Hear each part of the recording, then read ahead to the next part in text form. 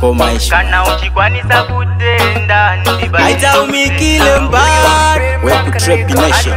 kata an extension mangwanani ndichimuka ndinotanga ndatenda chipo cheupenyu andikanganwe kuti Mwari maita zvenyu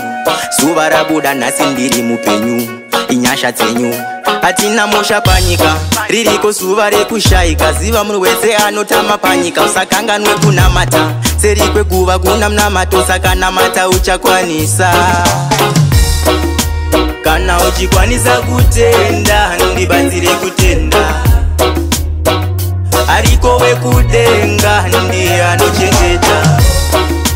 kana uchikwanisa kutenda ndibatsire kutenda ariko wekudenga ndiye anochengeta anobumbamira tiri nhiriyo dzake anotungamira kufamba naye tisvike ndina matya kana muripo ishe pakunyengetera chandinongoda mundinzwe mufambo bedzi tiri vaperekedzi pakuchema tenzi vanopukuta misodzi uriko mwedzi zuva nenyenyedzi pakupera kwazvo vachatitora tenzi kana uchikwanisa kutenda ndibatsire kutenda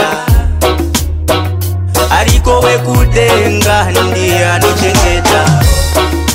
kana uchikwanisa kutenda ndibatsire kutenda ariko wekudenga ndiye mangwanani ndichimuka ndinotanga ndatenda chipo cheupenyu andikanganwe kuti Mwari maita zvenyu zuva rabuda nhasi ndiri mupenyu inyasha dzenyu hatina musha panyika ririko zuva rekushayika ziva munhu wese anotama panyika usakanganwe kunamata seri kwekuva kuna munamato saka namata uchakwanisa kana uchikwanisa kutenda ndibatsire kutenda ariko wekudenga ndiye anochengeta kana uchikwanisa kutenda ndibatsire kutenda ariko wekudenga ndiye anochengeta kana uchikwanisa kutenda